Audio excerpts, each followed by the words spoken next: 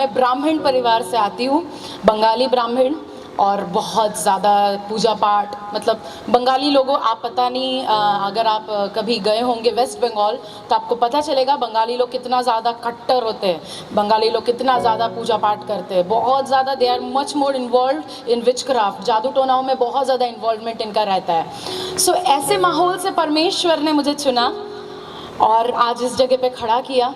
मैं प्रभु को धन्यवाद देती हूँ। मैं दो दुनियाओं को बहुत अच्छे से देखी हूँ। मेरा पहला वाला जीवन कैसा था, पहले में जब हम पूजा पाठ करते थे, बहुत कुछ करते थे, तो कैसा था, और आज के समय कैसा है। मैं प्रभु को धन्यवाद देती हूँ कि परमेश्वर ने मुझे इसका डिफरेंस बहुत अच्छे तरीके से दिखाया। एक चीज़ तो मैं जानती हूँ, मैं भले ही पैदा होने के बाद से मैं यीशु मसीह का नाम तो नहीं जानती थी, यीशु मसीह कौन है ये भी पता नहीं था, परंतु मैं ये जानती हूँ कि उसने मुझे, जब मैं मेरे माता के गर्भ में थी उसके पहले से वो मुझे जानता था, और इसी के चलते उसने आज मुझे इधर खड़ा किया है। मैं प्रभु को धन्यवाद देती हूँ। योग्यता नहीं है, परंतु परमेश्वर महान है, परमेश्वर मूर्खों को चुन लेता है ना। सो मैं प्रभु को धन्यवाद देती हूँ कि परमेश्वर ने इधर खड़ा किया। मेरी गवाही यूँ है कि जब मैं छोटी थी तब मुझे लगभग 7-8 साल की उम्र में मुझे कैंसर हो गया था, 3rd स्टेज कैंसर था, और ये था कि सबसे पहला तो इसी से चालू हुआ कि मेरे माता पिता को पहला लड़का चाहिए था। बंगालियों में बहुत ज़्यादा, स्पेशली ब्राह्मणों में ये सब चीज़ें बहुत होता है, पहला लड़का चाहिए था, परंतु मैं पहलौठी होने के चलते मुझे मेरे ही लोगों ने रिजेक्ट कर दिया। मेरे पिताजी प्रभु में आने के बाद, यानी कि 2010 के बाद से मेरे से बात करना चालू किए, उसके पहले तक मेरे से बात करते भी नहीं थे। सो परमेश्वर ने उधर एक, मतलब मेरा पहले का जीवन ये था कि बहुत ज़्यादा रिजेक्टेड था। दूसरी ये बात कि 20 अक्टूबर को मेरा जन्मदिन आता है, और हर साल मेरे पैदा होने के लगातार 4 साल तक, पहले साल में 20 अक्टूबर आया, मेरे परिवार में किसी एक रिश्तेदार का मौत हुआ, दूसरे साल में फिर से मेरे जन्मदिन के दिन पे दूसरे एक रिश्तेदार का मौत हुआ, तीसरे साल में फिर से और एक रिश्तेदार का मौत हुआ मेरे जन्मदिन पे, चौथे साल में फिर से और एक बार हुआ। हिंदू प्रथा के अनुसार ये होता है कि जब हमारे जन्मदिन पे किसी का मौत हो जाता है तो वो व्यक्ति श्रापित माना जाता है। हम में से कोई है इधर अन्य जाति से आया हुआ कोई है? राइट। सो आप लोगों को पता होगा कि यदि कोई जन्मदिन के दिन पे किसी का मौत हो जाता है तो वो व्यक्ति श्रापित माना जाता है। सो मुझे लोग श्रापित मानते थे, कोई मुझे छूता नहीं था, यूँ कहो कि अछूत के समान मेरे साथ व्यवहार रहता था, कोई छूता नहीं था, हर जगह से रिजेक्टेड थी, हर जगह से नकारी गई हुई थी। मेरे लिए कई सारा पूजन पाठ हवन वगैरह कराया, तो बताया वो कुंडली वुंडली निकाल के कि इसके ऊपर बहुत कुछ है, ये है वो है, तो इस बच्ची को मार डालो, एक ही ऑप्शन है, इसको मार डालो, नहीं तो हर साल आपके घर में कुछ ना कुछ अशुभ होगा। ऐसे में हमारे पेरेंट्स ने हमको मारने की भी कोशिश की है, रिश्तेदारों ने, परंतु खैर प्रभु ने बचाया हर बार। सो जब मैं 7-8 साल की थी तब मुझे कैंसर हो गया था, 3rd स्टेज। मेरे गले में 2 बड़े गांठ थे, और परमेश्वर की दया है, खैर एक जब मेरे को डॉक्टर के पास ले जाया गया, मेरा टेस्ट वगैरह कराया, सब कुछ किए, तो डॉक्टर ने बोला यदि हम इसको केमोथेरेपी दे देंगे तो ये बच्ची बहुत छोटी है, ये तुरंत मर जाएगी, केमोथेरेपी को झेल नहीं पाएगी, तो अगले 1 महीने में ऐसे में भी इसका प्राण रहेगा, ये जीवित रहेगी अगले 1 महीने तक, तो आप 1 महीने तक इस बच्चे को संभालो, देख लो, 1 महीने बाद ये खुद ब खुद अपने आप मर जाएगी, डॉक्टरों का ये कहना था। और मुझे अच्छी तरीके से याद है, धीरे धीरे मेरा खाना खाना बंद हो गया था, क्योंकि गले का ये दोनों गांठ बहुत बड़े हो गए थे, ट्यूमर्स बहुत बड़े हो गए थे, खाना अंदर नहीं जाता था, पानी अंदर नहीं जाता था, बहुत दिक्कत होती थी, बहुत दर्द रहता था। मेरे को याद है रात भर में सो भी नहीं पाती थी, इतना दर्द रहता था। 1 महीने बाद तक के मेरे को समझ में आ गया, जब 1 महीना पूरा चला गया तो मेरे को धीरे धीरे, उतनी छोटी थी परंतु बिल्कुल मेरे को समझ में आ रहा था कि बस अब मेरा समय आ गया है, कभी भी मैं मर सकती हूँ। परंतु एक रात मेरे को अचानक से नींद आ गई, कैसे पता नहीं, मेरे को एक रात नींद आ गई, और जब मैं सुबह उठी नींद से, सबसे फर्स्ट मेरे को महसूस हुआ कि मेरे को दर्द नहीं हो रहा है। सो मैंने मेरा हाथ ली और बढ़ाई गले की तरफ, and I was shocked seeing कि मेरे गले के दोनों गांठ गायब थे। मैं प्रभु को नहीं जानती थी, परंतु परमेश्वर मुझे जानता था। मेरे को डॉक्टर के पास झट ले जाया गया, और डॉक्टर ने फिर चेक किया और बोले ओ माय गॉड, शरीर में से कैंसर गायब है, कैसे हो सकता है, हमने तो ऑपरेशन नहीं किया, हमने तो कुछ नहीं किया, कैसे इस शरीर में से कैंसर गायब हो सकता है। हमें भी नहीं पता था कैंसर कैसे गायब हो सकता है, क्योंकि उस समय हम जानते नहीं थे प्रभु यीशु मसीह कौन है। फिर धीरे धीरे समय चलता गया। मेरे मम्मी पापा के बीच में कुछ मिसअंडरस्टैंडिंग की वजह से झगड़ा होने लगा, और वो धीरे धीरे इतना बढ़ गया कि जब मैं 9-10 साल की उम्र से थी तब से उनका झगड़ा चालू हुआ। और वो बढ़ते बढ़ते ये होने लगा कि हर दिन मेरे पिताजी आते थे, गुस्से के मारे अपना गुस्सा निकालने के लिए मुझे मारते थे। मम्मी का भी वही था कि अपना गुस्सा निकालने के लिए दोनों का बस एक ही कहना था कि तू श्रापित है, इसलिए तेरे चलते हमारे बीच में झगड़ा हो रहा है।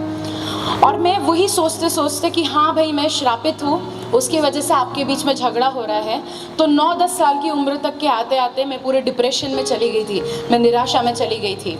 और मैंने 10 साल की उम्र में फर्स्ट टाइम मैंने चाकू ली और मैंने मन में सोचा कि मैं श्रापित हूँ, मेरे वजह से झगड़ा होता है तो मैं अपने आप को मार डालूँगी, मेरा ज़िंदा रहने का कोई फ़ायदा नहीं है, क्योंकि मेरे वजह से ही झगड़ा हो रहा है। तो मैंने चाकू ली और मेरा हाथ काट दी, पर खून नहीं निकला।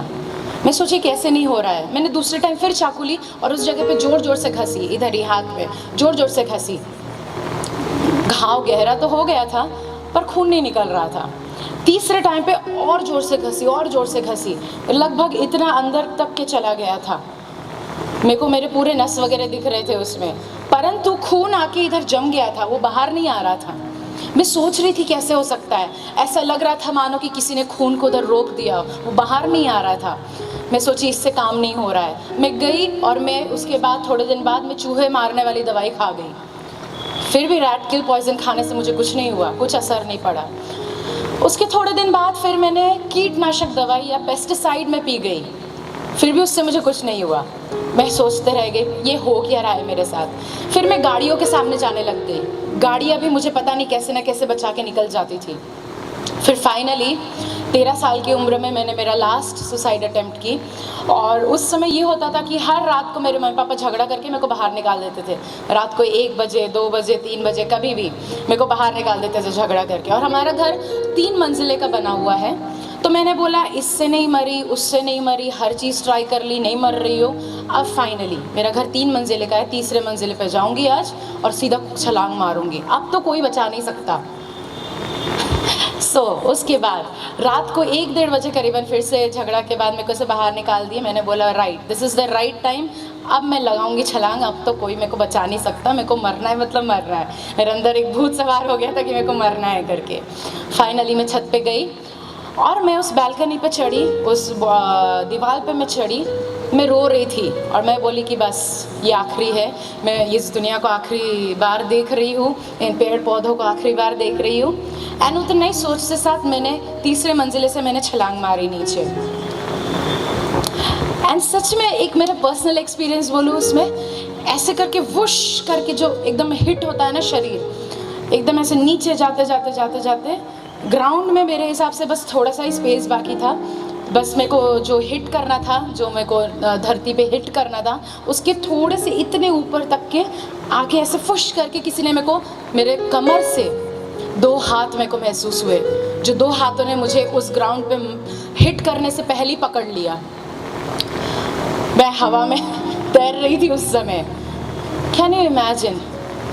मैं उस परमेश्वर को जानती नहीं थी, मैं उस यीशु मसीह को उस समय पे भी नहीं जानती थी कि वो कौन है, परंतु उसने मुझे बचाया।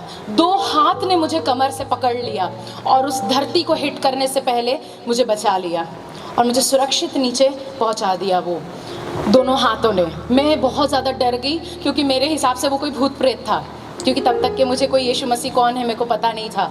मैं उस समय बहुत ज़्यादा डर गई, 2-3 दिन तक बुखार में थी, डर के मारे घर से निकली नहीं थी कि ये क्या चीज़ था जो मुझे पकड़ लिया, क्योंकि हाथ तो मुझे महसूस हुए कि 2 हाथों ने तो मुझे कमर से पकड़ा था, मुझे पता नहीं था वो कौन था।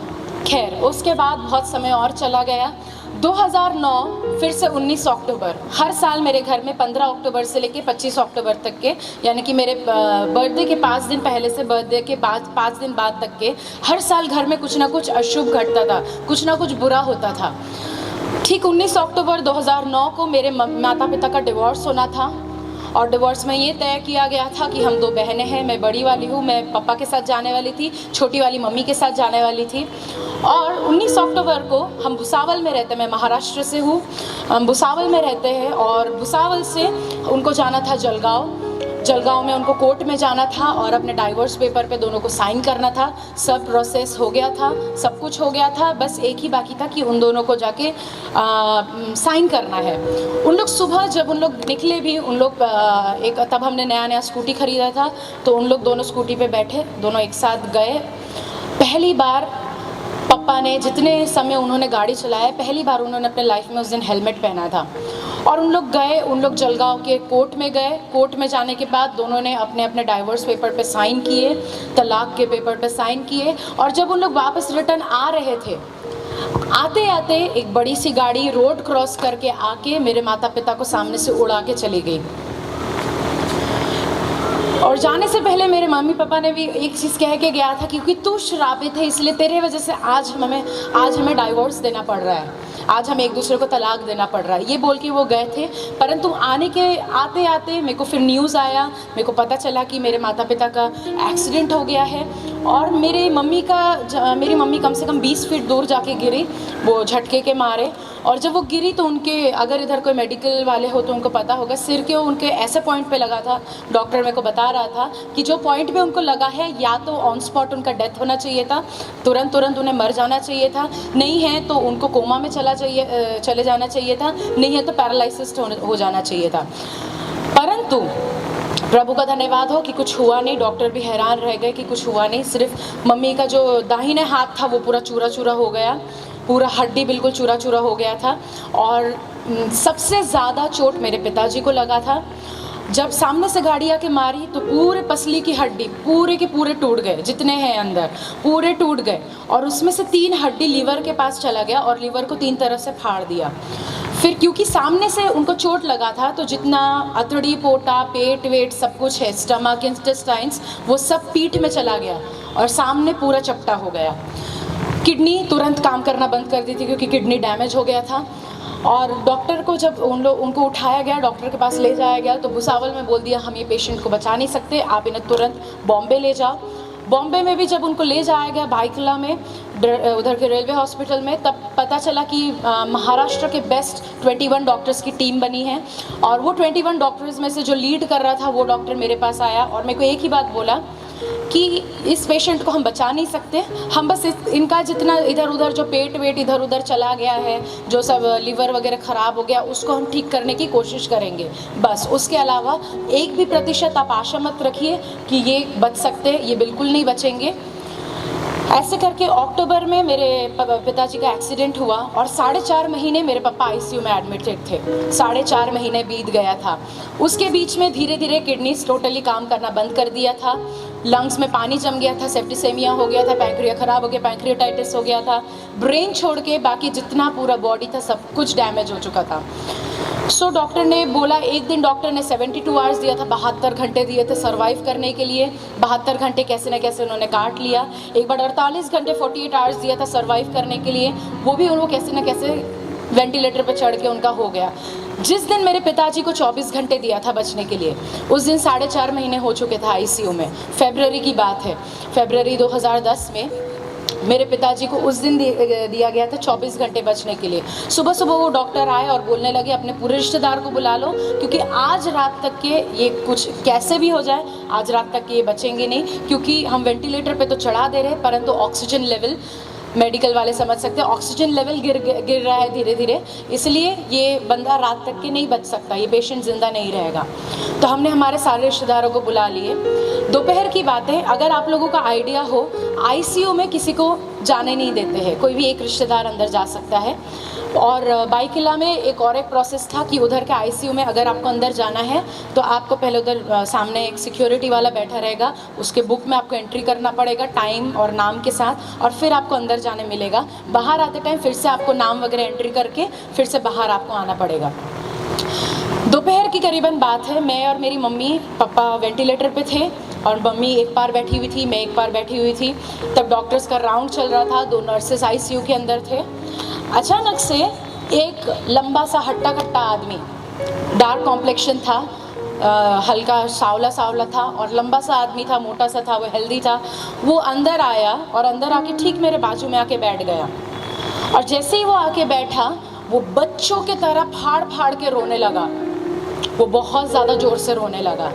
अब पहली बात, वो रो रहा था तो होना ये चाहिए कि आईसीयू में एक तो किसी को आवाज़ नहीं करने देते हैं। अगर आप लोग को आइडिया हो, आईसीयू में सबको कहते हैं कि शांत रहना है, परंतु वो जिस तरीके से चिल्ला चिल्ला के रो रहा था, ठीक उसके सामने डॉक्टर राउंड पे था, 2 डॉक्टर राउंड पे थे उस समय, 2 नर्सेस काम कर रही थी अपना। मेरे पापा के ठीक बाजू वाले बेड पे और एक पेशेंट, इस तरफ पे और एक पेशेंट। वो जिस तरीके से रो रहा था, होना ये चाहिए था कि सबका पूरा आईसीयू का सबका ध्यान उसकी ओर जाए, पर कोई उसको देख नहीं रहा था। वो उतना ज़ोर से रो रहा था, उसकी वजह से मेरे को एम्बैरेसमेंट फील हो रहा था, मेरे को एकदम शर्मनाक फील हो रहा था कि कैसे रो रहा है, कौन है, एक तो कहाँ से आ गया पता नहीं, और आके रो रहा है। कोई नहीं देख रहा था, कोई डॉक्टर उसकी ओर नहीं देखा, कोई पेशेंट उसकी ओर नहीं देखा, कोई नर्स उसकी ओर नहीं देखा, कोई किसी का ध्यान नहीं है, परंतु वो ज़ोर ज़ोर से रो रहा था, फाड़ फाड़ के बिल्कुल गला। और मेरे पापा के ऊपर उसने हाथ रखा, शांत हुआ और मेरे पापा की ओर उसने हाथ रखा और उसने सिर्फ 2 लाइन कहा। उसने बोला, यीशु मसीह, आज रात को जो मौत ये भाई पे आने वाली है, ये मौत ये भाई पे ना आए परंतु मेरे ऊपर आ जाए। और आमीन बोला और उठ के चला गया बाहर। उसके जाते साथ मैं बाहर भागी और मैंने देखते साथ वो गायब हो गया। मेरे को दिखा नहीं वो कौन था, कहाँ से आया था, आज तक नहीं पता चला हमें। मैं बाहर गई और मैंने वो एंट्री नाम पे मैंने देखी कि जो टाइम पे वो अंदर आया था, मैंने उस पर देखी तो उस पर कोई अंदर आया भी नहीं, और जैसे वो बाहर गया तो कोई नाम भी उसमें एंट्री किया हुआ नहीं था। किसी ने देखा ही नहीं कि वैसा कोई आदमी अंदर आया है और ऐसा कोई आदमी बाहर गया है।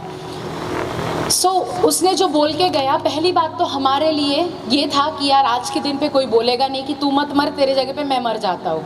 आज के 21वीं सदी में तो एटलीस्ट ये कोई बोलेगा नहीं, कितना भी अच्छा दोस्त हो, कितना भी कुछ हो, ये कोई बोलेगा नहीं। परंतु उस समय हम टेंशन में थे, हमने वो बातों पे ज़्यादा ध्यान नहीं दिया। बस एक ही चीज़ लगा कि कोई तो आया जो यीशु मसीह के नाम से प्रार्थना करके चला गया, उतना ही। रात हुआ, रात को 12 साढ़े 12 बजे मेरे पापा को वेंटिलेटर से हटा दिया गया था। उनका ऑक्सीजन लेवल बहुत ज़्यादा गिरा हुआ था, उनके पास में वो हार्ट मॉनिटर लगा हुआ था और उसमें कभी ऐसा लाइन आ जा रहा था, आपने देखे होंगे ना हार्ट मॉनिटर, उस पर कभी कभार ऐसा लाइन आ जा रहा था, नहीं है तो कभी 1-2 बार ऐसा ऐसा धमनी वापस आ जा रहा था, फिर लाइन आ जा रहा था, फिर धमनी वापस आ रहा था। डॉक्टर ने बोला था थोड़ी देर बाद इनका डेथ हो जाएगा और उनको वेंटिलेटर से हटा दिया गया था, नॉर्मल ऑक्सीजन पे रखा हुआ था। मेरी मम्मी बाजू में रोते रोते तब तक के सो गई थी और मैं बोली मैं पापा को इस तरह से मरते हुए नहीं देख सकती। तो 12:30 बजे एग्जैक्टली मैं आईसीयू से बाहर गई और 1:30 बजे मैं सोची अब तक के पापा का डेथ हो गया होगा। मैं अंदर आके एक बार चेक करने आई, तो मैं जैसे ही अंदर आई सबसे फर्स्ट मेरा नज़र गया कि उधर नर्स नहीं थी।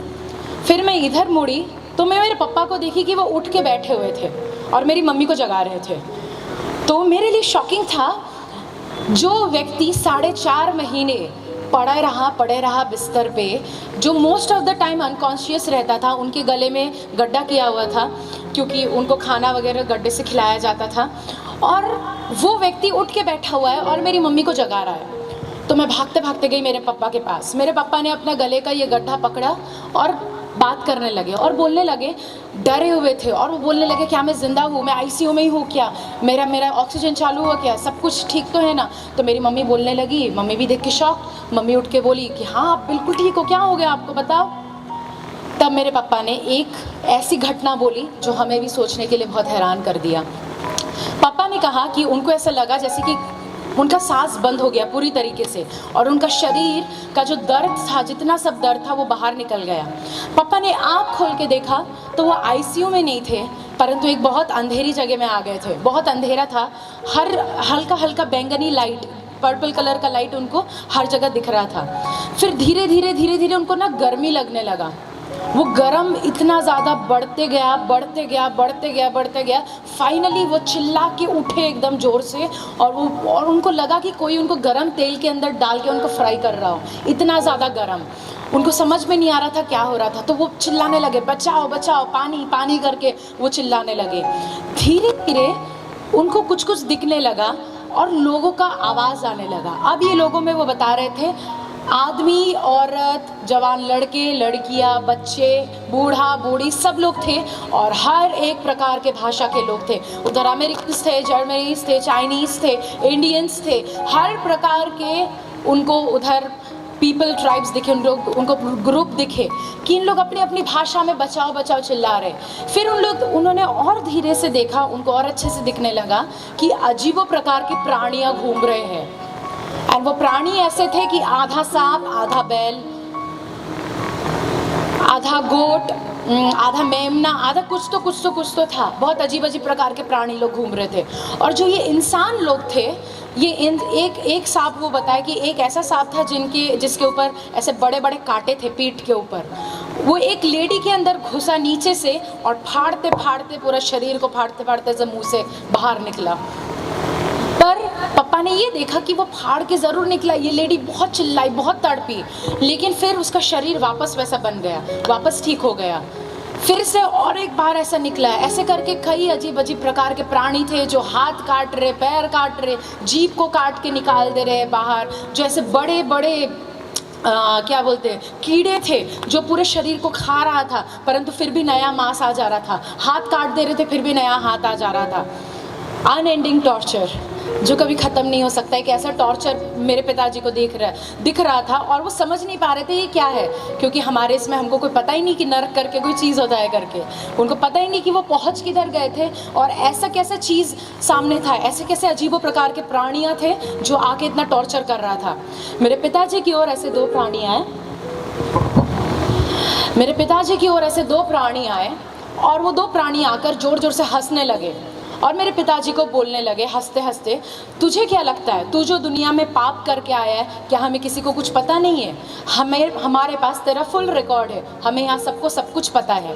और फिर उसने ऐसा स्क्रोल निकाला। आपको स्क्रोल पता होगा, पहले समय में राजाओं के सामने ऐसे एक ऐसा खोल के पढ़ा जाता था, उसको स्क्रोल बोलते। स्क्रोल निकाला और मेरे पिताजी को पलटाया और दिखाया, देख जब तू 5 साल की उम्र का था, पूरा उसमें डेट के साथ, उसके उम्र के साथ उनका किया कराया सब लिखा हुआ था। देख जब तू 5 साल का था तब तूने ये टाइम पे, ये दिन पे, ये महीने में, ये साल में तूने अपनी माता पिता से झूठ बोला था। फिर धीरे धीरे आके ये साल में तूने घूस दिया, ये साल में तूने अपनी पत्नी को गाली दिया, ये साल में तूने अपनी पत्नी को मारा, तूने ये किया, तूने वो किया। हर एक चीज़ वो स्क्रोल में समय के साथ, उम्र के साथ सब कुछ लिखा हुआ था। और बोले कि तुझे क्या लगता तू बच जाएगा, अब भुगत, बोल के मेरे पिताजी को भी टॉर्चर करने लगे। और अचानक से मेरे पापा बोलने लगे कि मेरे को पता नहीं क्या हुआ और वो घुटने के बल गिर गए। यदि आपको पता हो, बाकियों का तो नहीं पता, परंतु हम ब्राह्मण, हम लोग मूर्तियों के सामने भी कभी भी घुटने के बल आके पूजा नहीं करते, क्योंकि उसको पाप माना जाता है। तो मेरे पिताजी बोले पता नहीं क्यों मैं घुटने के बल गिर गया और मेरे मुँह से निकला यीशु मसीह। ये नाम क्यों निकला पता नहीं, परंतु निकला यीशु मसीह, मुझे बचा लीजिए, गिव मी अनदर चांस, मुझे और एक चांस दीजिए। मेरे 2 बच्चे, मेरी बीवी है, मुझे उनके पास वापस भेज दीजिए। जो मैंने गलती किया मैं वो कभी नहीं करूँगा। उन्होंने जैसे ही ये बोले, उनका दर्द फिर से वापस आ गया और ज़ोर से उन्होंने एक सांस लिया और आँख जब खुले तो वो ICU में थे। और जब उन्होंने इतना बोलना ख़त्म ही किया था तो पीछे से वो नर्स जो नहीं थी, जो मैंने आते साथ देखा कि नर्स नहीं है, वो नर्स अपने साथ डॉक्टर को भागते लेकर, वो दोनों डॉक्टर और वो नर्स एक साथ आए मेरे पिताजी के पास। और वो डॉक्टर ने पूरा चेक किया, सब कुछ किया और वो डॉक्टर नर्स को चिल्लाने लगा। मैंने पहले तो एकदम ध्यान से देखा कि उसके हाथ में डेथ सर्टिफिकेट था। मैं समझ नहीं पाई कि डेथ सर्टिफिकेट उसके हाथ में क्यों है। वो डॉक्टर ने फिर नर्स को चिल्लाया कि तुमने इतने रात को मुझे क्यों डिस्टर्ब की, पेशेंट तो बिल्कुल ठीक है। तब वो नर्स डर गई और नर्स बोलने लगी, डॉक्टर ये पेशेंट मर चुका था, ये मरने के बाद मैंने उसको CPR भी दिया, मैंने बहुत कोशिश किया, परंतु उसका हार्ट का धमनी वापस नहीं आया। इसलिए मैं ये डेथ सर्टिफिकेट मैं ले आई थी मेरे साथ कि ये जो बंदा मर गया है इसके ऊपर आप चेक करोगे, ये बॉडी को चेक करोगे, फिर ये डेथ सर्टिफिकेट के ऊपर साइन करोगे। प्रभु का धन्यवाद हो कि मेरे पिताजी मर गए थे, हमको किसी ने सुसमाचार नहीं सुनाया। मेरे पिताजी को किसी ने सुसमाचार नहीं सुनाया कि यीशु मसीह आए थे, मारे गए थे, गाड़े गए थे, फिर जिंदा हो उठे, नहीं, हमको किसी ने नहीं सुनाया। परंतु मैं प्रभु को धन्यवाद देती हूँ कि मेरे पिताजी मर गए, नरक में गए और प्रभु यीशु मसीह को फिर से जानकर जिंदा हुए। मैं प्रभु को धन्यवाद देती हूँ कि वो मर गए और फिर से मृत्यु में से परमेश्वर ने उनको वापस जिंदा किया। जिस दिन ये घटना हुआ, ठीक अगले 3 दिन के अंदर जितना उनका अतड़ी, पोटा, पेट, वेट, स्टमक, इंटेस्टाइन, लिवर, लंग्स, जितना सब कुछ डैमेज हो चुका था, वो ऑटोमेटिकली फिर से 3 दिन के अंदर काम करने लग गया। और 3 दिन के अंदर जो आईसीयू में थे वो जनरल वार्ड में शिफ्ट करा दिए गए और 1 हफ्ते के अंदर उनको डिस्चार्ज दे दिया गया। आने के 1 महीने बाद वो अपने ड्यूटी में वापस ज्वाइन हो गए। मैं थी विरोधी। मेरे मम्मी पापा चर्च जाने लग गए, वो विश्वास करने लग गए, यीशु मसीह के लिए बहुत करने लग गए, परंतु मैं बहुत ज़्यादा कट्टर थी, मैं विरोध करती थी। बाय द टाइम मैं 13-14 साल की उम्र में आ गई थी, मैं गैंगस्टर्स लोगों के साथ जुड़ गई थी। मारपीट करना, ये वो करना, गुंडागर्दी करना, ये सब चीज़ों में मैं हर प्रकार के नशे में उस चीज़ में मैं चली गई थी। मैं बहुत बुरे संगति में थी। और उस समय ये हुआ था कि जैसे ही मैंने सुना कि मेरे माता पिता जाने लग गए हैं चर्च में, सब मूर्ति वगैरह उठा के फेंक दिए हैं, मैं बोली इन्होंने हमारा धर्म परिवर्तन कर दिए। मेरे दिमाग में वही आया। मैं शिवसेना के साथ थी, महाराष्ट्र में शिवसेना चलता है, मैं शिवसेना लोगों के साथ थी और मेरे को वही लगा कि इन्होंने मेरा धर्म परिवर्तन कर दिया, मेरे माता पिता का धर्म परिवर्तन कर दिया। और मैंने ऐसे 40 गुंडों को जमा कर ली शिवसेना के, और उसमें से एक पुलिस कमिश्नर थे। मैंने बोला मेरे यहाँ जो पास्टर आते हैं उनके 2 छोटे बच्चे हैं, एक 1 साल का लड़का है, दूसरी 3 साल की लड़की है, और वो पास्टर और उनकी वाइफ। मैंने बोला हम सब ना ये पास्टर को, उनकी वाइफ को और इनके दोनों बच्चों को जिंदा जला के मार डालेंगे क्योंकि ये हमारा धर्म परिवर्तन कर रहे हैं। मैंने 40 लोगों को जमा की और उसमें से एक पुलिस कमिश्नर थे जो बंगाली थे। मैंने उनको बोला कि मैं ऐसा ऐसा करने पे हूँ, तो पुलिस कमिश्नर बोला जाओ कर दो, मार दो इनको, जो करना करो, मैं पूरे केस को कंट्रोल कर लूँगा, पूरे केस को दबा दूँगा, कुछ दिक्कत भी नहीं होगा। तो सब अपने हाथ में गन वगैरह लिए, रॉकेल केरोसिन लिए, सब कुछ लिए और हम चल लिए 40 लोग मार डालने के लिए पास्टर को और उनकी वाइफ को और उनके दोनों बच्चों को। जैसे हम आधे रास्ते में पहुँचे, ठीक आधे रास्ते में मेरे को ऐसा लगा मानो कि किसी ने मेरे शरीर में इलेक्ट्रिक शॉक दे दिया हो। हालांकि कोई इलेक्ट्रिक शॉक नहीं लगा मेरे को, वास्तव में कोई इलेक्ट्रिक शॉक नहीं लगा, परंतु मेरे को महसूस हुआ कि शरीर में मेरे को किसी ने जोर से इलेक्ट्रिक शॉक लगा दिया। मैं गाड़ी से तुरंत उल्टा होकर नीचे गिर गई और जैसे ही मैं गिरी मेरे आंखों के सामने एक बड़ा स्क्रीन आ गया और मेरे को दिखने लगा कि मुझे कैंसर हुआ था, परंतु मैं बच गई। मैंने हाथ काटी थी परंतु खून नहीं निकला। मैं गाड़ियों के सामने जा रही थी परंतु गाड़ियाँ मुझे बचा ले रही थी। मैं उस छत से नीचे कूदी तो थी परंतु मुझे किसी ने बचा लिया। मेरे आंखों के स्क्रीन के सामने इतना आया और अचानक से मुझे एक आवाज़ आया, वो बोलता है बेटी तुझे तेरे माँ बाप ने तो छोड़ दिया परंतु मैंने तुझे कभी नहीं छोड़ा, मैं तुझसे बहुत प्यार करता हूँ। एक क्लियर, एक बहुत सुंदर आवाज़ आया मुझे और बस मेरे आंखों में आंसू निकलने लगा। कैसे निकल रहा था, क्यों निकल रहा था पता नहीं, परंतु मैं रोने लगी, चिल्ला चिल्ला के रोने लगी और मैंने बोला, मेरे मुंह से बस निकलने लगा, यीशु मसीह मुझे माफ़ कर दीजिए। आज के बाद से ये जीवन जो है ये आपका है, ये जीवन पे और मेरा कोई नियंत्रण नहीं है, प्रभु ये जीवन आपका है। और जैसे ही मैंने इतना बोला मैंने आँख खोल के देखा, वो पता नहीं 40 लोग कहाँ चले गए, मेरे को पता नहीं, आज तक नहीं पता। वो पास्टर बिल्कुल सुरक्षित है, उनको कुछ नहीं हुआ, बल्कि उनको ये घटना पता भी नहीं था कि ऐसा हुआ भी है करके। मैं हर जगह गवाही देती हूँ तो गवाही में पता चलता है कि हाँ ऐसा हुआ था करके।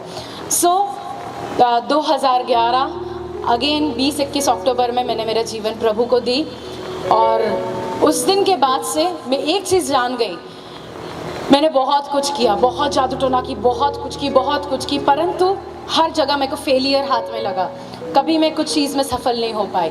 किसी ने मुझे पहली बार बोला कि मैं तुझसे प्यार करता हूँ। जिस समय मेरे माता पिता मेरे को छोड़ देते थे, मेरे को घर से बाहर निकाल देते थे, तो आसपास के पड़ोसी वाले मेरे पे थूक के जाते थे और बोलते थे तू श्रापित है, तेरे वजह से ये परिवार नष्ट हो गया। परंतु परमेश्वर ने मुझे वहाँ से खड़ा किया।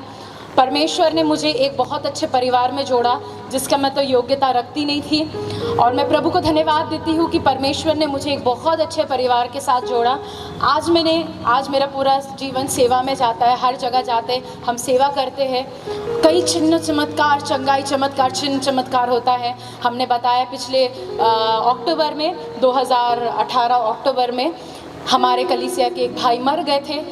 परमेश्वर के अनुग्रह के द्वारा, परमेश्वर के महिमा के द्वारा हमने प्रार्थना किया और वो मुर्दा फिर से जी उठा।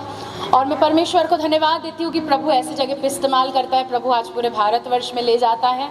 बहुत परमेश्वर ने बहुत अच्छे पति दिए हमें, जो हमें हर जगह इनकरेज करते, हर जगह मुझे फ्रंट में कर देते हैं, मुझसे बहुत प्यार करते हैं। जो परिवार ने मुझे प्यार नहीं दिया, मेरे पति जी ने मुझे वो प्यार दिया। जो प्यार के लिए तरसती थी, परमेश्वर ने एक ऐसे व्यक्ति को खड़ा किया जो आज मुझे प्यार करता है, बहुत ज़्यादा मुझे इनकरेज करता है, मुझे खड़ा करता है हर जगह। मैं प्रभु को धन्यवाद देती हूँ और मेरे मम्मी पापा जब प्रभु में आए उसके ठीक 1 साल बाद मेरी मम्मी के अंदर ये आ गया कि मैं तो बच गई, मुझे सारे लोगों को बचाना है। मेरे मम्मी गांव-गांव में जाती है और आज खड़े हो गए। और एक हमारा चर्च है भुसावल में जहाँ से मैं हूँ, उधर के तहसीलदार साहब, SDM साहब प्रभु में आ गए। धाराओं के माने लोग आ रहे हैं। हम भोपाल में सेवा करते, मुर्दे जिल रहे हैं, कैंसर गायब हो जा रहा है। परमेश्वर का मैं धन्यवाद दे रही हूँ कि परमेश्वर इस तरीके से खड़ा किया। मिनिस्ट्री का मुझे कभी कोई एक्सपीरियंस नहीं था। शादी के तुरंत 1-2 दिन बाद ही मेरे को गुजरात में ले गए और फर्स्ट टाइम मेरे को ये था कि मैं जो चर्च में जाती थी, पहले वो 50-60 लोगों का चर्च था भुसावल में, परंतु शादी के तुरंत 2-3 दिन बाद गुजरात में एक मीटिंग था और उसमें मेरे को बोल दिए कि वर्शिप लीड करना है, आगे कर दिए। मैं आज तक मेरे लाइफ में कभी वर्शिप लीड नहीं की थी उसके पहले तक के। और जब मैंने जनता को देखा तो 30,000 लोग, मेरे होश उड़ गए, मेरे पूरे हाथ पैर पूरे कांपने लग गए थे उतनी सारी जनता को देख के, क्योंकि मैंने कभी वर्शिप लीड नहीं की। जो मैंने गाई वो भी पूरा बेसुरा गाई। सो मैं प्रभु को धन्यवाद देती हूँ। प्रभु एकदम ज़ीरो से लेके बनाते बनाते खड़ा किया है मुझे आज इस जगह पे। और मैं प्रभु को धन्यवाद देती हूँ कि मैं प्रभु को नहीं जानती थी, परमेश्वर ने बिल्कुल शून्य से लेके खड़ा किया मुझे। एंड आई बिलीव कि परमेश्वर यदि मेरे साथ ये चीज़ कर सकता है तो आप तो प्रभु को जानते हैं पहले से, आप तो परमेश्वर में ही बड़े हुए हैं, उनको ही देखते, उनको ही सुनते बड़े हुए, पूरा बाइबल की कहानियों को सुनते बड़े हुए। परमेश्वर आपके साथ ज़्यादा कामों को करना चाहिए। मैं विश्वास करती हूँ कि इधर जितने लोग बैठे हैं हर एक के लिए परमेश्वर ने कुछ ना कुछ योजना रखा है। हम पैदा हो गए ऐसे ही नहीं हुए हैं। परमेश्वर ने विशेष, पीछे से लेके सामने तक जितने लोग बैठे हुए हैं, परमेश्वर ने कुछ विशेष योजना आपके लिए रखा है। आई कैन सी हमारे में से कई लोग टूटे हुए हैं, हम में से कई लोग इधर सुसाइड करने की कोशिश किए। कई लेडीज़ लोग अपने जीवन में सोच रहे हैं कि ये जीवन और कुछ काम का नहीं है, मेरा परिवार मुझे मानता नहीं है, ससुराल से ये प्रॉब्लम है, वो प्रॉब्लम है, मैं करती तो हूँ काम परंतु मेरे पति मुझे उसमें इनकरेज नहीं करते हैं। कई मैं प्रॉब्लम्स देख पा रही हूँ। कई हमारे बीच में जवान हैं जो टूटे हुए हैं, धोखा खाए हुए हैं, मम्मी पापा से जमता नहीं है, दोस्तों से जमता नहीं है, दोस्तों में जाओ, बॉयफ्रेंड गर्लफ्रेंड धोखा दिए हुए। परमेश्वर आप लोगों के लिए स्पेशल योजना रखा है। परमेश्वर ने आप लोगों के लिए एक बहुत बड़ा योजना रखा है, इसलिए आज आप यहाँ रहे। परमेश्वर आपके टूटेपन को लेकर आपको फिर से मिट्टी में से उठाकर एक योग्य पात्र बनाना चाहता है। परमेश्वर आपके आंसुओं को व्यर्थ नहीं जाने देना चाहता है। याद रखिए, प्रभु मुझसे कह रहा है, जब आप रो रहे हैं अकेले में, जब रात रात भर आपको लगता है कि कोई मेरे फीलिंग्स को समझ नहीं सकता है, जब आप रात में बिना सोए अकेले, भाई कोई भी ब्रदर हो या कोई भी सिस्टर हो, परमेश्वर उन लोगों के लिए कह रहा है, आप लोग जब रात में अकेले में आंसू बहाते, मत सोचिए कि आप अकेले हैं। परमेश्वर आपके यीशु मसीह ठीक आपके बाजू में बैठ के वो भी रो रहा है। वो आपके रोने को ऐसे नहीं जाने देगा। आपके आंसुओं को परमेश्वर ने कुप्पियों में जमा करके रखा है और उसका प्रतिफल ठीक समय पे परमेश्वर देगा। हालेलुया।